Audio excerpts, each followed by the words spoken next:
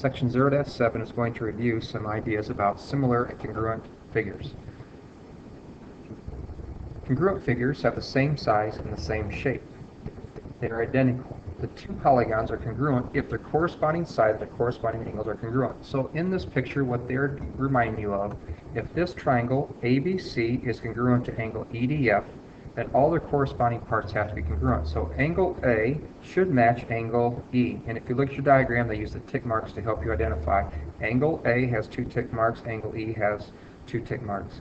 Angle B, then, the second vertice labeled, has to match then angle F, the second vertex labeled in this triangle. So we've got to make sure that B and F have the same number of tick marks, in which they do, which only leaves C and D to have the same number of tick marks with a triple tick mark.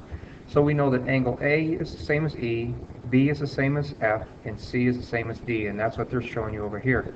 We also know by this correspondence of parts what sides are equal. If I take the first 2 letters, AB, in this first correspondence, they have to be the same as EF, and AB is the side here in the triangle, which has to correspond to EF over here, and they must be equal in length. The corresponding sides are the same length, so that means if I take BC, BC has to be the same length as FD, so they should have the same tick marks. So if we track down BC, BC has 1 tick mark on it, and then if we track down FD, FD also has 1 tick mark. And finally, AC has to match ED by matching the outside 2. So if you look at AC, AC has a triple tick mark. ED should also have a triple tick mark as well. Those are the congruent sides. So this is our congruency symbol. It's the right congruent to. The order in which we put these vertices is important, and that's the first thing that we're going to practice in this next example. All we got to do is state the correct correspondence. So the corresponding parts of 2 congruent triangles are marked in the figure. Write a congruence statement for the 2 triangles. List the congruent angles and congruent sides. Okay, so what we're going to do is we're going to make a congruency statement and be able to imply which triangle is congruent to the other triangle.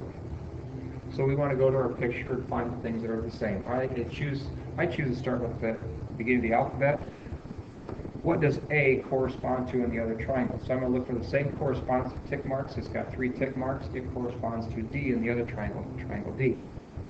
Next thing we're going to do is we're going to look for angle B in the same triangle as A. So B has 2 tick marks. B corresponds to E. And finally, that leaves C, and C only has 1 thing left to correspond, and that is to itself.